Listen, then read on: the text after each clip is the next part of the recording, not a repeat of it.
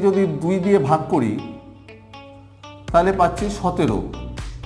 এবার 46 আর 17 যোগ করো, এটাকে যদি যোগ করি 7 আর 6 13, হাতে থাকলো 1, 4 একে 5, 1 6, 63। মানে এইখানটা কিন্তু মিলে গেল।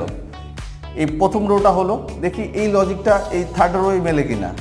তার মানে কি করতে হবে, 27কে 2 দিয়ে গুণ করব, 27 দুগুণে হয়ে যাবে 54।